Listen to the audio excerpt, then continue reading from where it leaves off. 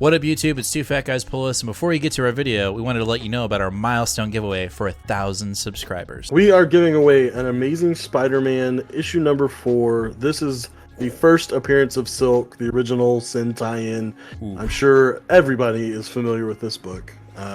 This is a CBCS 9.8. Oh, yeah. Yeah, so... Big boy.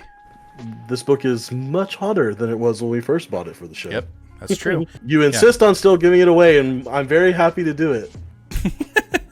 You can tell that he is not. But anyway, we are giving this away when we hit 1,000 subscribers. Kick-ass, key issue, first appearance of Silk, is someone's going to win this book. So go ahead, hit that subscribe button, and let's get to the video, shall we? All right, Nate, you have to pick one of these things, okay? Okay.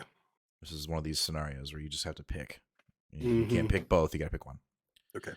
Would you rather taste but not smell for the rest of your life? Mm-hmm. Or would you rather smell and not taste? Even though scientifically they're both linked, but if you could cut one of them and still have the other, which one would you choose? Smell, not taste. Really? I think so. Is it because smell is more survival based rather than enjoyment? Yep, that. But also, I feel like You like to smell your own farts. What? You like to smell your own farts. Well, I thought that was a given. Everyone, yeah, it's you want to be able to smell your own farts. You need to know if you should be proud of it or not. No, but I also think that it would be better because like you could mask it easier, so you could just eat healthy and it would bother you because you wouldn't be tasting it. Ooh, I like that. You could like make tofu soy salad and then just spray an aroma of steak on it, and you're like, oh, this is great. All I can smell is steak. So you're actually using the lack of taste as an incentive to be healthier because you wouldn't be able to taste all the healthy nasty food. Yes, exactly. Or like you vegetables. My God. All right, well, that wraps that question up. Yeah, that's an easy question. Yeah, we'll start the show. What up, YouTube? It's Two Fat Guys Pull Us, and we've got another new comic book day video for you for the week of January 18th. We are already halfway through this bad boy, the first month of the new year. And, we got a nice little pull here. Nothing too crazy, but there's some fun stuff in here. I'm looking forward to it. I mean, I'm looking forward to most. I don't think I've ever had a week where I wasn't looking forward to it. No, I mean, that's why we do it, right? Maybe the Heroes Reborn month, but other than that. But anyway, I digress. Let's get started. We're going to kick the show off with Alien issue number 5 from Philip Kennedy Johnson. Last time you reviewed this book, it was pretty hard and heavy. Yeah, and it continues to be the same. We've lost a few members since the last time we reviewed the show or reviewed this book on the show. I think we missed part 4, so we'll do a little bit of double catch up. But it seems like things are just not going good for the human survivors or for the android steel team. So I mean, usually in the world of Alien, it never really is going well for the humans. It's true, and it's not the fact they're just fighting normal xenomorphs, but they're being led by the new hybrid alien that we don't really know much about. Maybe we'll get some more insight in this issue. Yep.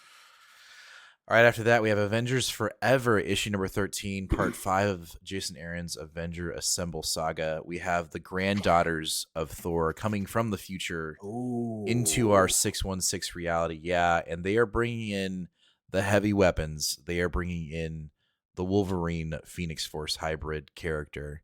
Oh shit, are they? Yeah, dude. Yep. Okay, so it's really cool. We're finally, Aaron's finally kind of pulling some shit.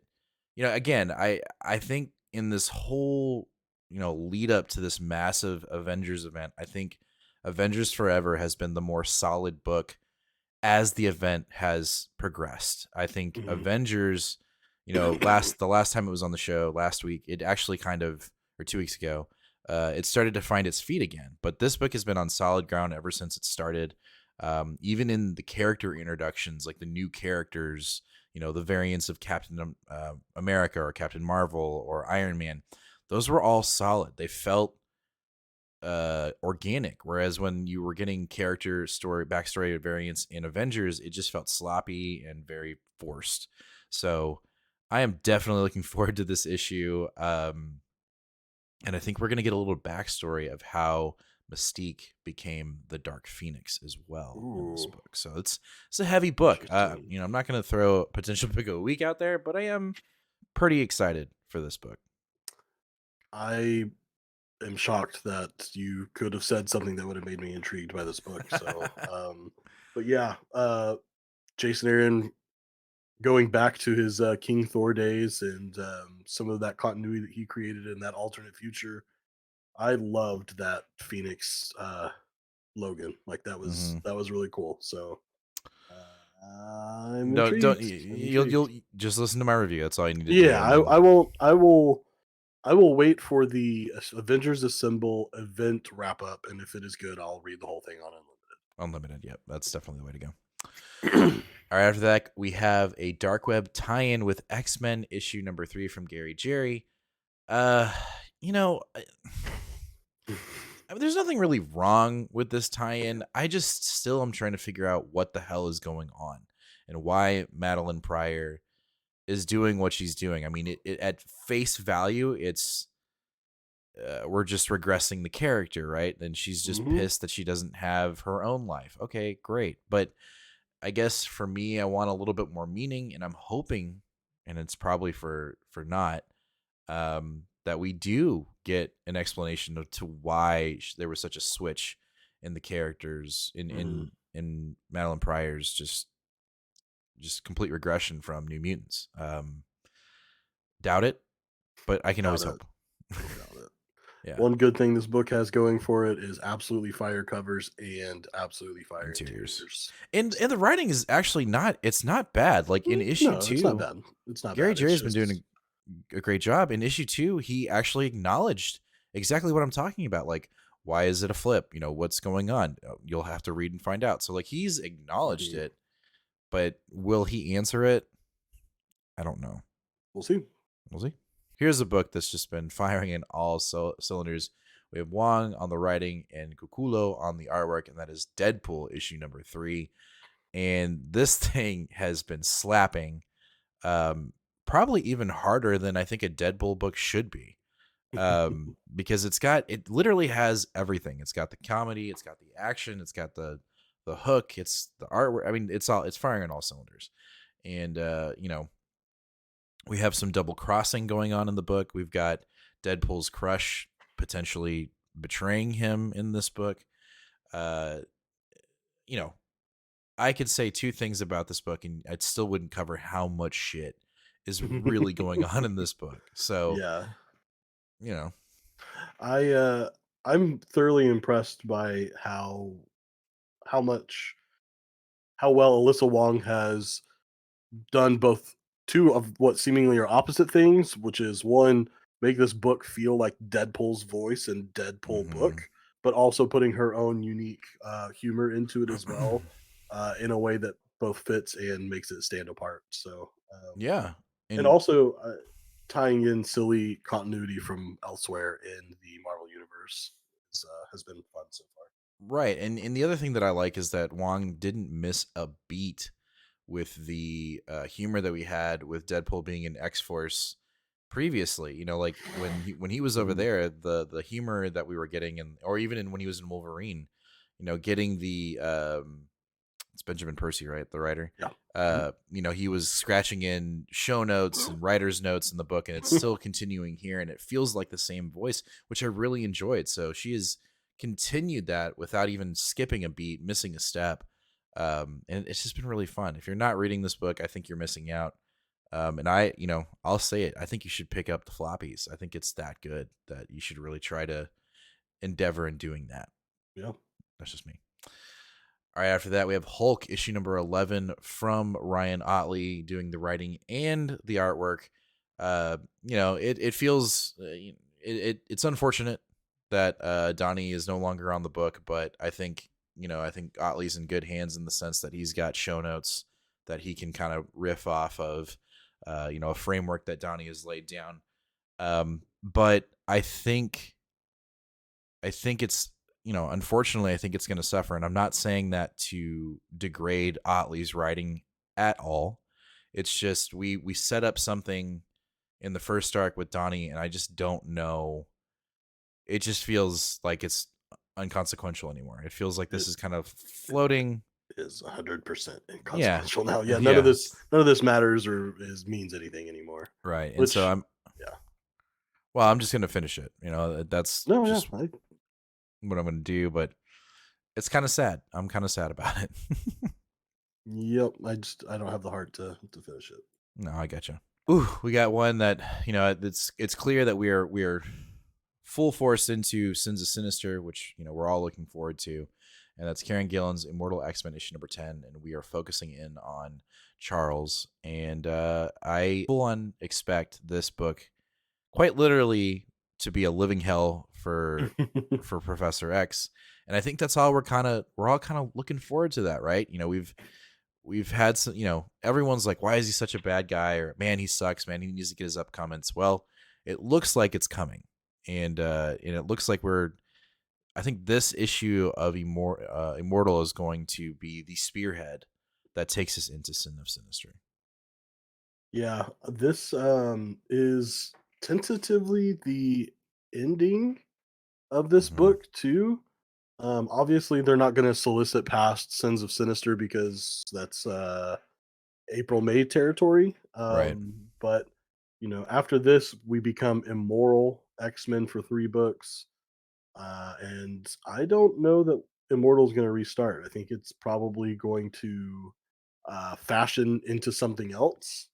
So here is my hot take or hot opinion on Mm-hmm. what's going to happen, Mm-hmm. because I don't think Kieran Gillen's off the X book, and Kieran Gillen's previous X Men run Mm-hmm. is considered pretty damn good, but was cut too short. So I think that he's going to get a new number one with the classic Uncanny X Men.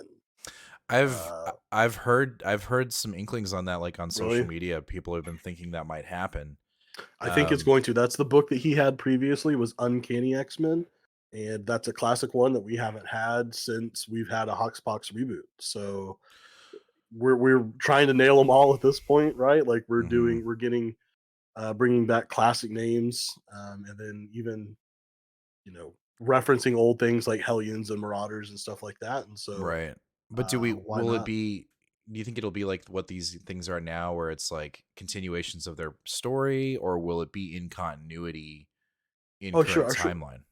Yeah, yeah. It'll be Sins of Sinister is the only those books are the from what I understand are going to be the only books that are outside of uh normal continuity. And even then it's like in continuity but in the Mhm. alternate future, and then everything once Sins of Sinister is over, we're going to be back to normal again as if nothing happened. I mean, I'm sure there'll be consequences that are affecting our current timeline, but like we're still going to be back in the main 616. And Mm. so I don't know that it's going to be like maybe like a character study like Immortal has been, where we're Mhm. pretty much just focusing on one person. I don't know that it'll be like that, but I think it'll Who's probably be the flagship thing that carries us into Fall of X. I was gonna say, do you think you would assume we're assuming that Karen's gonna be writing Fall of Yeah, X this as is well? sure. This is all my speculation. I have no I idea mean, I for love it, sure. dude. I want all the speculation, because that's what drives Mhm. more discussion and getting everybody. That's what got us super pumped when we were in Hoxpox. The possibilities, right? And we Mhm. were so eager to get to the books after Hoxpox, and I think that's something that we've slowly have been gaining back with Karen Gillan at the helm. And so Mhm. I'm all for it. So let's speculate like crazy in the comments and let us know what you think is going to happen after Immortal 10. Yeah. All right, after that, we have the Invincible Iron Man issue number 2, one-on-one against Ironheart. We're going to get what seems to be a little bit of a resolve of what happened with Riri at the end of Cantwell's um, Iron Man run, right? Mhm. But then we're also going to continue this whole assassination attempt on Tony. And I think both of us were very like, I don't know, before we read issue 1. And then we kind of our opinions shifted. Things, it wasn't as cut and dry Gary Jerry that we thought we were going to get. Yeah. And I'm definitely intrigued. I'm picking up issue 2. I think I'm going to finish this arc at least. But I am, even in the solicitations for this book, we're saying, well, what's Riri Williams hiding from Tony? What are we doing here? And I am all for it. I'm ready to read about this. Yeah, I was a little bit still on the fence on whether I was going to pick up this issue or not. And then I forgot that I actually pre-ordered this issue 3 months ago because a certain somebody is doing a homage variant for this book. Assad Ribic or Well, Rich, however you say there. it. So Yeah. so this book will be in my collection regardless. Since I'm picking it up, might as well read it. Might as well read it. Might as well open it up and look what's inside. Which, by the way, there's also a peach cover, but that's how good the Assad Ribic cover is. So I had to go with that one over the peach. Wow. All right. Hey, I'm interrupting the video. Do you know why? Because I have something very, very important to tell you. I know you know about our sub giveaway goal of 1,000 subscribers when we give away this. I know you know about this one because we talk about it all the time. But let's talk about when we hit 850 subscribers and what we're giving away then. When we finally hit 850 subscribers, we're giving away this. A CBCS rated 9.8 retail incentive Green Lancer #1 with Jon Stewart on the cover. That's right, at 850 subscribers, we're giving this bad boy away. So make sure to smash that subscribe button, ring that bell, and give us a like, and let's get back to the video. All right, let's jump over to DC with World's Finest issue number 11. This is the end of the Boy Thunder arc, and there was a massive revelation in issue 10 of who he ends up becoming. I personally don't know who that character is. Like, I don't have a lot of history with it, but I know that somebody that has a golden helmet with horns on it and an eye patch is probably somebody you don't want to fuck with. And I know that character has multiple origin stories, but it's that it's a time jumper character. Again, I don't remember the name of the character, but we will get supposedly some resolution to that so that we can jump into the next arc of World's Finest. Yeah, I need to get caught up on this one because oh shit, I have not read 10. Yeah, so there's a pretty big revelation at the end of who Boy Thunder becomes. And no idea, so not worried about it. I'm not yeah, whoever you're trying to describe. I don't know who that is. Yeah, even when you read it, you're like, I know that character, and I'm sure we're gonna get destroyed in the comments, but that's what it is. Either way, this is a great book. It's been fun. All right, after that, we've got Nightwing issue 1 hundo. And big old boy, thick boy. And I'm looking forward to it, but whenever we get to these issues where the 75 or 100, I'm like, But that being said, our last solicitations video, we're getting close to She-Hulk 175, and that is one I will go gaga over. But right now we're doing it with Nightwing. I'm sure there will be a bunch of stories in this book that I just am not connected to, but I'm looking forward to reading them. Yeah, I think this is going to be good. I think you're right. I'm a little bit hesitant, just with $7 book, 56 pages. Is it going to be worth those 56 pages? But at the same time, I don't think anyone is actually writing this book besides Tom Taylor. Usually they bring in like classic writers to do like a little 3 or 4 page story, and it's like, okay, but sometimes they've been good too. Regardless, the only one, so maybe we're going to stay focused on what we're doing here. So yeah, we'll have to wait and see. I'm remaining slight hair optimistic, and that's the best way to be when it comes to this hobby, because it can bog you down sometimes. All right, let's jump over to our independence with Chicken Devil issue number 2 from Aftershock. I don't know. Maybe we'll see. Aftershock is in a bit of trouble. It sounds like they're shutting down, but they are pushing out what it appears to be their final books just so they can get that shit out, and I'm sure figure out a way to pay their artists and their writers and everyone that's involved. That being said, putting that aside, Chicken Devil is for me one of the best Aftershock books that has come out of the publishing series. And this is a sequel to Chicken Devil. And, where we left off was essentially we have now an entire team of Chicken Devils, one comprising of a Nashville hot chicken store owner and then 2 federal agents. So they're going to take out the mob. They're going to take out the crime syndicates in the town one at a time, dressed as a Nashville hot chicken mascot. That sounds crazy. It sounds like fun. It is crazy. We But did just get the final issue, much delayed final issue of A Calculated Man last Yeah, week. So right. maybe we'll be There's getting some this hope. one. Yeah, there's a little bit of hope. Keep the fingers crossed, but we'll have to wait and see what happens. You know what? I will make a post on Instagram if it actually makes a debut. I'll be like, it's here. So that's It's what I'm going to do. Yeah. All right, let's jump over to Boom Studios with House of Slaughter, issue number 11. This book's on a bit of a rebound, right? I hope so. So Okay. we are starting arc number 3 with this book, and we are back with Jace, aka the Butcher, Mm. which I'm very excited about. I really enjoyed his character. I thought he was very intriguing. And where we left him, essentially taking care of the kids that have witnessed these monsters that would probably get taken in by the Order of St. George. He is harboring them and taking care of them and keeping them from the order. Mm.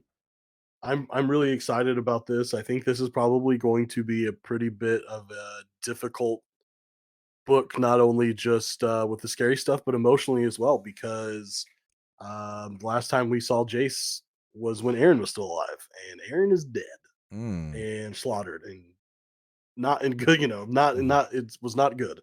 And Right. so I think Jace is probably going to find out about that and try to see what he's going to do to help save these children. Yeah, I'm really looking forward to it. I'm ready to move on to a new arc from where we were at before. I wasn't smart enough for that arc, so I didn't get it. And one thing that makes me even more excited about this one is Tate Bromball is back doing the writing.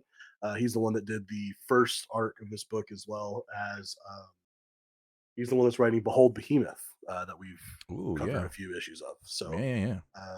I'm excited to be back into this one and see what he's got going on. Nice. All right, let's jump over to our last independent book of the night, and that is Immortal Sergeant from Image Comics, Joe Kelly and Ken Nimura. This is a bit of a surprise for me because I was kind of going through my pull list this week and going, all right, I kind of feel like I don't have enough. And that's really odd to say because most of the time we're like, oh my God, we got too much. But, I only had possibly one independent book this week. So I felt like I needed to kind of load another bullet in the chamber when it came to the pull list. And I came across this. It looks intriguing to me. The art style, much like the cover, is like what the cover is. And it's about a retired, detective who has got a lead on a case that he has been trying to solve for decades, and he's gonna try to solve it. And while he's trying to solve it, he's got his dead Pete son with him at the same time. So I don't know. It just sounds interesting to me. The art style is kind of catching to me. It's very manga esque, and I figured I'd give a new independent a shot. It's a mini, but Who's the publisher? it's Image. Okay. Yeah. So it's Nice. it's not like it's kind of like completely out of left field, but I just wanted to try a new book, and so I'll let you guys know. I mean, if you want to join me on this journey of trying out a new quick mini from Image, by all means do it, and we will review it this Sunday and see if it's worth picking up an issue 2. But it looks like fun, and Image is obviously pushing it on their social. I'm a little bit more intrigued now. I knew the name Joe Kelly sounded familiar to me, and it took me a second, but Joe Kelly did a pretty good long run on Deadpool. So Mm, I'm curious if this is going to have a little bit of a sarcastic humor to it or something like that. I'm sure. Not It that will. that's the only thing he can write, but Right. it's interesting. The cover definitely has a feel that it's going to be fast paced, funny, and almost probably violent, but we'll have to see. I'm definitely excited for it. All right, that's going to do it for the week of January 18th here on the channel. Let us know down in the comments, what are you picking up today? What are you going to read first? And what's your potential pick of the week? We love to hear it from y'all, so make sure to let us know down in the comments what those things are. As always, make sure to smash that subscribe button, ring that bell, and give us a like. It would definitely help us out. It helps us with the algorithm and also to build this awesome community that we've got here on YouTube, and to let everybody know that Two Fat Guys Pool List is one of the premier and best YouTube channels for comics. Oh, totally. Yeah. Right? Duh. Anyway, also make sure to join us this Sunday, 8 o'clock Central Standard Time, PM, where we'll review all these books live here on YouTube. And then obviously we have a new comic book day videos that are going to be coming out every Tuesday around 4:30 PM Central Standard Time. As always, fam, be kind to one another and read more comics. Later.